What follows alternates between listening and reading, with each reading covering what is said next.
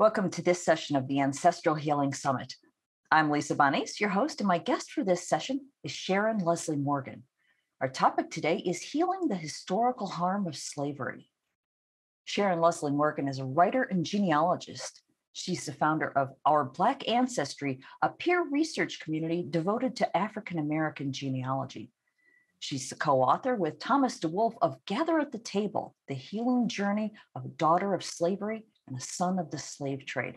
Sharon, thank you so much for joining us. Welcome. I can't wait to dive in. Thank you for inviting me. Oh, it's absolutely my pleasure. I'd love to start. I'd love to ask you to tell us a bit about your background. How did you get into this fascinating and genuinely important work? I started when my son was born in 1969. And as a very young mother who was single, it was very important for me to share our family history because we knew we came from somewhere, and how am I going to embrace the challenge of being a mother and making his world a better place? And part of making it a better place was understanding where we came from. And we emerged from slavery. And I just really wanted to give him the detail that he needed to become a better person. So I have spent the rest of my life since then doing the research. And I have successfully done an incredible amount of documentation about our family. And I am now engaging my grandchildren in continuing that research. So that's how I started. Wow. I'm a genealogy fanatic as well. So we are absolutely on the same page. And speaking of pages, your book, Gather at the Table, was written with a white man who descends from the largest slave trading dynasty in U.S. history. So if you would tell us about that journey and what you learned from one another. Well, when I met Tom DeWolf, I was looking for a way to place the rage that I felt about my research. It's like everything that I saw was so horrific that it made me a very angry person. When I met Tom, who was a very peaceful person, he suggested that we engage a model of healing from historical harm that we had learned at Eastern Mennonite University in Harrisonburg, Virginia. So we took that model and we tried to live it. And we wrote a book about it. And it involved researching or visiting sites that were relevant to our genealogy and sites that were relevant to American history. And we tried to share from two sides of the bridge, Tom being white and male, me being Black and female. And we wanted to engage how we were alike or different in what we were seeing. An example would be, we went to the Bryant store in Money, Mississippi, where Emmett Till was accused by the owner, Carolyn Bryant, and then murdered. And as we stood there and talked about how we felt, that's the kind of things that we try to put in our book. That must have been so powerful. I know that I've stood in the footsteps of massively powerful historical events like that, and you really can feel the vibe. What did you feel when you stood there, standing there with this white man whose family was on the other side of history?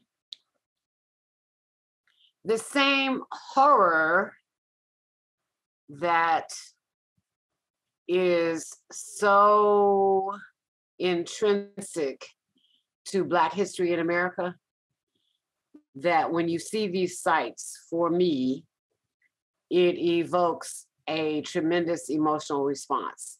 I'm a really stoic person. I don't usually cry, but I cried more on the trip that Tom and I took. We drove 6,000 miles in 30 days to view these places and to try to connect And it seems antithetical that one whose ancestors were enslaved would engage the descendant of a family that was a major slave trader. But it really made it work because what Black people have not had is someone to confront about this. You want a living person to acknowledge what happened and to engage with you on how do we overcome this trauma that we have inherited. So we did that. And we had multiple times where we were in places that were horrific. And Tom is just a really kind person. I call him Mr. Kumbaya. And so, you know, he's kind of like that. And I'm a more radical person. So at the end, I've ended up being more peaceful. Tom has ended up being more enlightened. And we ended up with a book that seems to be kind of popular with people who really want to overcome. We want to make the shift between what was then and what is now. Yeah. Well, that's what I was saying earlier about how very important this work is, and I love that it's finally coming to more of the public facing news. People are starting to actually finally talk about the truth of history. So let's talk a bit about why African American slavery is important to American history. Well, it's important because it built the whole economy of the Western world. Capitalism depends on the maximum exploitation of resources. So slavery was a maximum exploitation of resource. It is free labor that built this country, that built the White House, that built not just America, but Europe. I mean, it's like, it is seriously an economic advantage that is unparalleled. And it is something that people don't really want to address because it is painful, it is difficult, it is something you don't really want to look at. But Black people are still dealing with it every day, and white people are largely still in denial. Mm-hmm. Well, did you find that your co-author was he at all in denial, or was he embracing this journey and wanting to learn from it? No, he was absolutely embracing the journey and absolutely wanting to engage. And that is why we ended up at the end, after being locked in a car for 6,000 miles in 30 days, we had actually ended up being friends. Because he had an honest desire to deal with it. And I did too. For me, it was more getting rid of the anger because I was a really angry person. And I found peace by traveling with a person who was so honestly and sincerely wanting to be engaged. And that helped me tremendously in becoming a better person and becoming more peaceful. The rage is gone. What is left is a desire to channel that into productive activities that will actually make change in society. Mm-hmm, mm-hmm.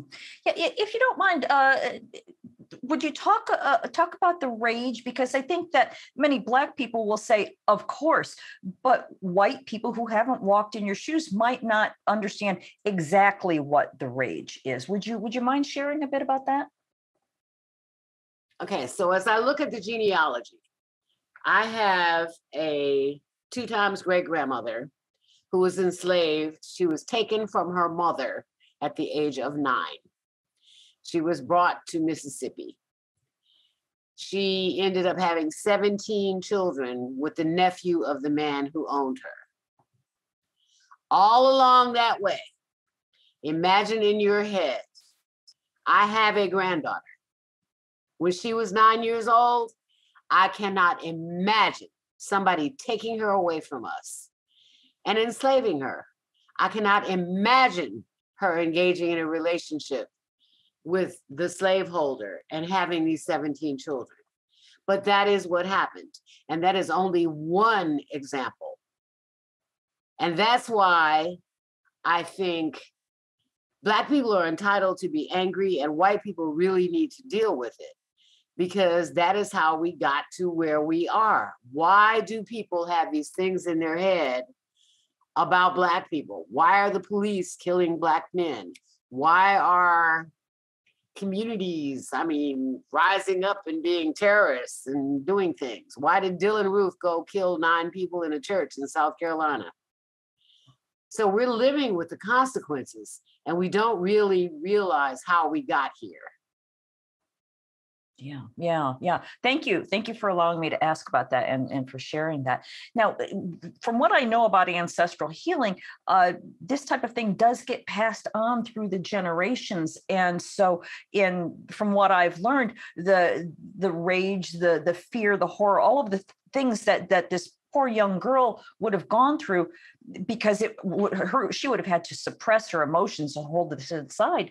This is going to be passed on through generations and into you and all of your siblings, your family members, et cetera. Do you feel that learning her story and empathizing and heartfelt communication with her, even through the generations, do you feel, help to relieve her soul of some of this agony, or do you feel like that still needs some work?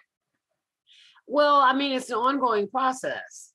What happens is that historical harm is the cumulative emotional harm that occurs by experiencing a traumatic event. Okay, so 3 good examples would be Native American genocide, African American slavery, the Jewish Holocaust. All of those things mark us, not just for the people who experienced it firsthand, but there's actually studies going on about epigenetics, which means that your DNA has changed so that you react in certain ways because of the historical harm. And that's what we need to change. In present days, we have to acknowledge what happened, and we have to find our ways to get through it so that we end up being healed and being aware, being healed, and ideally taking some action to make change in our society. Mm-hmm. Absolutely. And while we're on that topic, I know that many folks, unfortunately, want to just put the past behind us and say that we should just get over it and just sort of move on. And personally, I don't think this is a very good idea, but tell us why you don't think this is such a good idea. How do you get up and get over 245 years of slavery and 100 years of Jim Crow? That's like centuries of trauma, and we are exhibiting it in ways that continue to be very destructive. We continue to other people and view people who are not like us in bad ways. This goes for white people who think that they are, who, not all of them, but the white superiority better than everybody else. During slavery, Black people were dehumanized. We were animals, we were chattel, we were not considered human, and therefore we could be bought and sold. Native Americans were people with no souls. They were in the way of America being able to expand westward under manifest destiny, which they thought was God's mandate. So that's a lot of stuff to get over. And you don't just get over it, because it's been so ingrained that it is evidenced, I think, largely in many of the violent acts that happen today, where people are doing things like Dylan Roof goes into a church in South Carolina and kills 9 Black people after praying with them. That is sort of amazing. And, there are several instances of things like that happening. So we're living with these consequences. And how do you get past that? It is not, you can't get over it until you deal with it. Yeah, yeah, absolutely. And it seems to me that many people are afraid of looking at it because then they have to give up, privileges that they. Well, obviously, this is my personal idea. It's obvious that many people just don't want to release their hold on the privilege that they have, and And it's not really about releasing your hold on privilege. Mhm. What it is living in a more equitable world where you probably don't have to give up anything. It's like all you have to do is open your heart and relate to people who are other than you. Yeah. And I think that's probably the key. It is not about being angry, which I was, and I have gotten over much of my anger because now I can use that anger productively in a way to do positive things for the community in which I live. And I chose a little small place where I feel that I can actually make a difference. Yeah, making a dent. Really, sometimes that's the best thing. You just chip away at it at your speed. And I agree that there's enough to go around for everybody. There's no need for the privilege to grasp so tightly onto it because there is plenty. So, but this isn't about my thoughts. This is about your work, et cetera. So, in your view, with your experience, what do you believe that we can do now to change this paradigm? How is this even possible? The first thing that you have to do is to uncover the history. You have to look at what happened. How did we get here? Okay.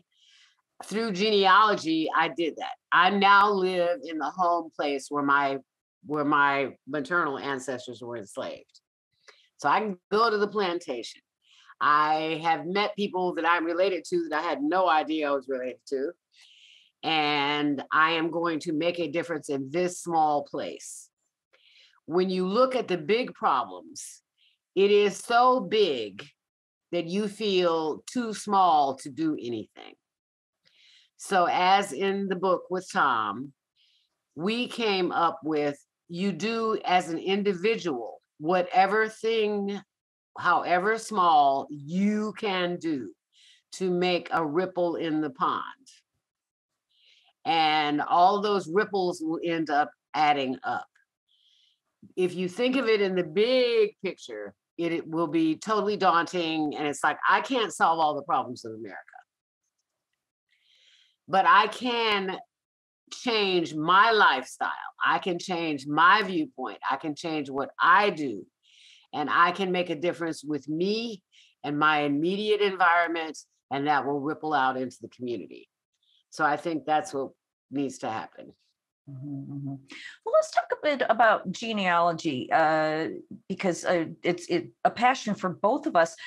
You have a different experience, of course, because your ancestors, the records aren't necessarily easy to find. I've got a granddaughter who's mixed, and I've tried researching her Black ancestors, and there's absolutely a brick wall where the records stop being kept or their names aren't used. So let's mention your website, ourbblackancestry.com. So let's talk about what people can find on your website and the genealogy challenges that Black people can face.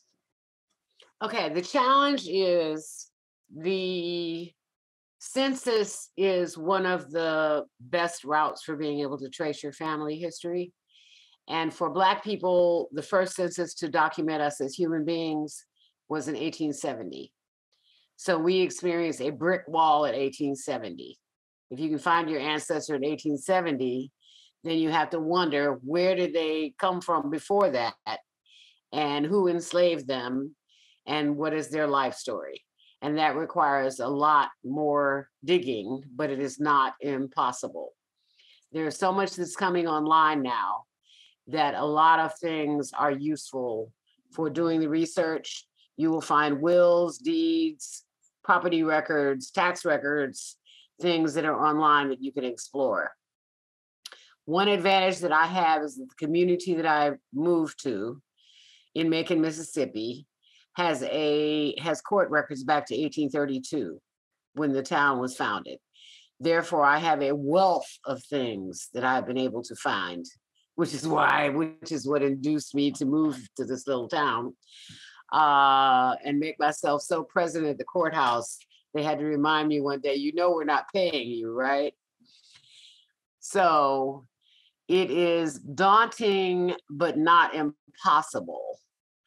And the goal is that you have to try. And some people won't get through, but many people will. So that's important. Mm-hmm. What we offer on the Our Black Ancestry website is a membership community along with links to resources. We're not like Ancestry.com, so you cannot view images, but we will give you links to where you can find census records, deeds, funeral programs, all kinds of material, and it's divided into topics so that anything that you are researching, you can filter through and get to a topic that is rich with resources. Mm-hmm. That's wonderful. We have a Facebook community that has 36,000 people on it. And that's the peer research community. So if you join the Facebook group, if you go to the website, you will find a link to the Facebook group. If you join the Facebook group, if you ask a question, people will jump in and help you. That's fantastic. There's nothing like community. Once again, it's ourblackancestry.com. I want to ask then, when you're tracing Black ancestors who were owned by people, the last name can be an issue as well, because if the ownership is transferred from one person to another, the last name changes as well. Are there any hints or tips as far as how to follow that trail of breadcrumbs, or is that just something that's different with each individual? No, it is difficult because the estimate is that only 15% of enslaved people took the name of their former slaveholder. So the key to breaking through that is that you go to the original census record set and look at the entire community, and you try to find your ancestor in that community and look at the people around him, her. And that should give you clues for if their name changed, or it is common that in 1870, people were living very near the slaveholder. So even if their surname is different, it is possible that the slaveholder is nearby. Mm-hmm. So they would change their own names once they were freed. Is that accurate? You could have any name you wanted. Once 1870, you could have any name. I could be Sharon Blessed. I mean, whatever. I have a girlfriend whose family name is Best. And I was like, wow, that's a really interesting name. And she said, yeah, because my daddy said we are the best. That's perfect. So what about DNA testing? Have you done DNA testing where you can actually trace your ancestors back to what did you find out? Well, first, I will say that it is kind of misleading. People should actually do the paper research, the old-fashioned research, before they do the DNA. And when you do the DNA, you want to answer a specific question. So in my case, I had tested many people in my family before I tested myself, because I had a specific question. I wanted to know, on my father's side, I wanted to know who is the father of my enslaved great-grandfather. So I got a direct line male. So him, his father, grandfather, great-grandfather, it will trace back in a direct line. I had been researching a family, my family name is Leslie. And from everything that I gathered from paper research, that was working out, because I found a slaveholder named Leslie. I found a lot of information about him. I actually connected with his descendants. DNA proved Leslie is not our name. The father was a person named Shuford. So who was Shuford? Shuford was a slave trader. And apparently was tasting the wares. Wow. Oh, that must have been Shocking. Yeah, yeah. So what was your reaction when you discovered this? Shock. It was shocking, but not, because during slavery,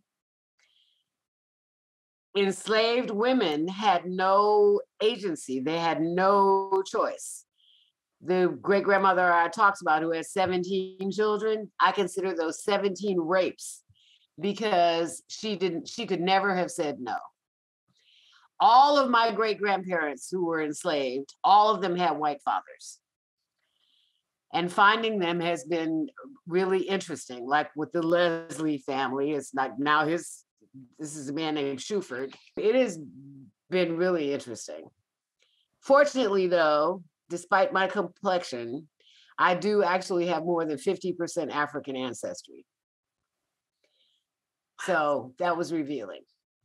Yeah. Now you said that you've actually connected with some of the white people that live in your area now. How did they react to connecting with you? I think at the beginning, there is a reticence that I have found more with white people, because it's like, oh God, you caught up with me, or something like that, which is not the purpose. And once they relax, it's like there have been very productive relationships. So I'm now on the board of the Historical Society here, and we are really working toward bringing this history forward, so that people can understand that everyone in this little community is so interrelated. It's amazing. And it's okay. And I think that we are at a point when people just really have to deal with this. This is how we got here. This is the history. This is how we got here. And if we don't confront it, we're never going to get through this problem with racism. Yeah, absolutely. I absolutely agree. Now, what are your thoughts then about, this is completely off topic, but it comes to mind, the Confederate statues that have been debated, whether they should be taken down or not. In your area, has there been any debate about that? I have encouraged others to want to relocate the Confederate statue.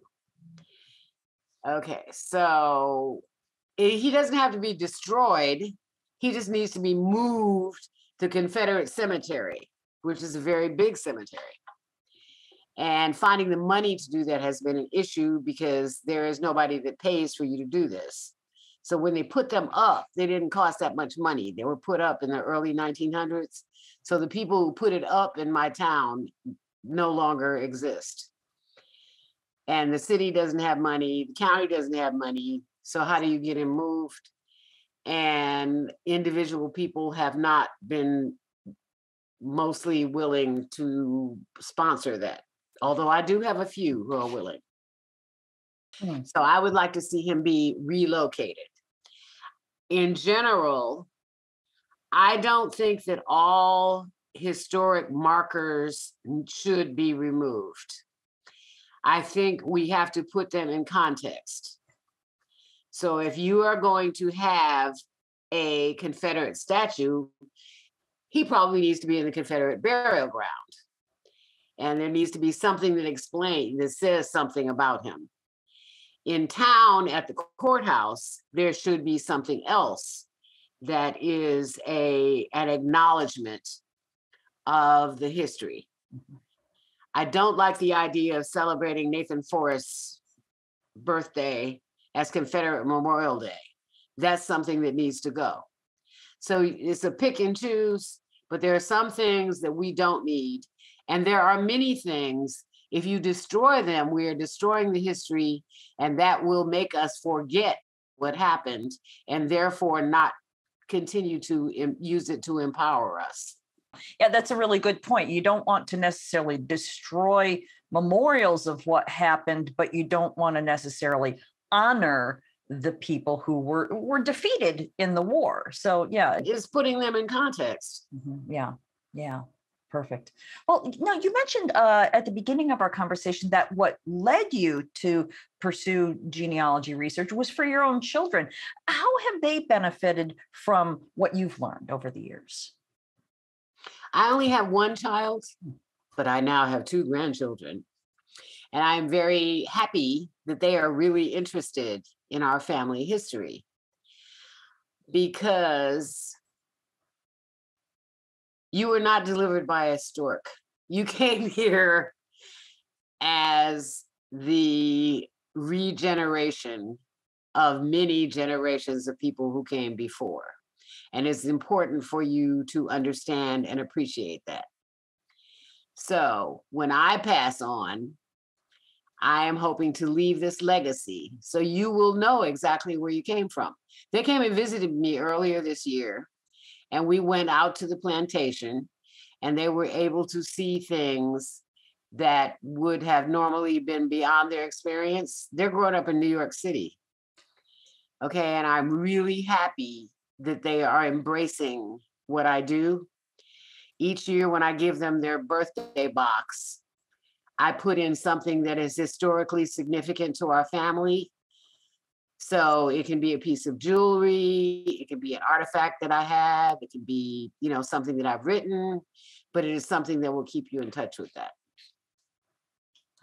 That's so wonderful. I'm so glad that you're able to pass on a legacy. That's just beautiful work. I want to make sure I've asked a lot of questions here. I wonder, is there anything that maybe I haven't asked you about that's on your mind that you want to make sure that we talk about?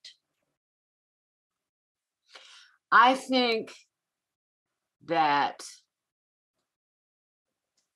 by preserving, honoring, looking at our history, that can become the tinder for empowering our future. So we're going to make a shift into a better society. We really have to go through that process. We have to really look at what happened before. How did we get here? And what can we do to make it different and better in whatever small or large ways that we can? And I really want to see a paradigm shift. I really want to see the world be better, because I want my grandkids and their kids, to experience a world that is better than mine. Mm-hmm. I don't ever want them to be discriminated against. I don't ever want them to feel less than because they are African American. I don't want them to endure any consequence of our history in someone's automatic thinking that diminishes them in any way. Mm-hmm. Yeah, beautifully stated. Thank you.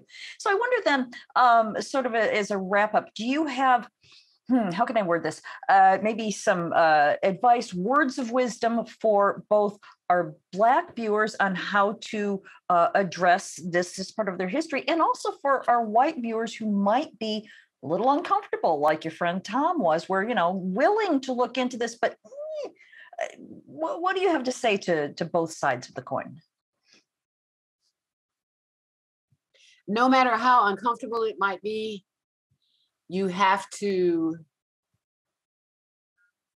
I believe you have to do it. Okay, so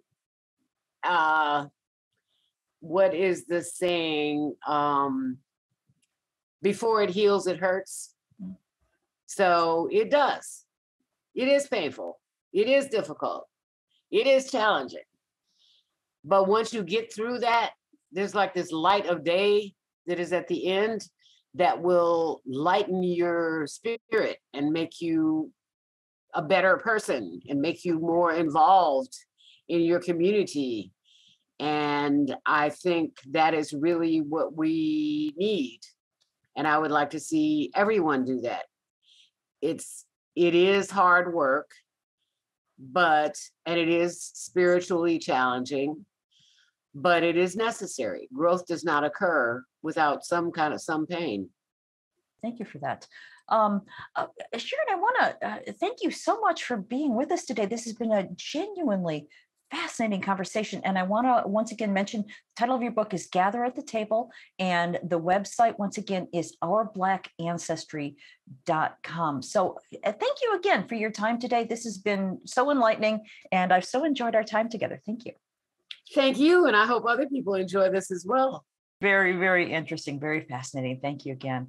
I want to remind everyone I've been talking with Sharon Leslie Morgan, and I want to thank everyone for joining us. I hope you enjoyed this conversation in the Ancestral Healing Summit.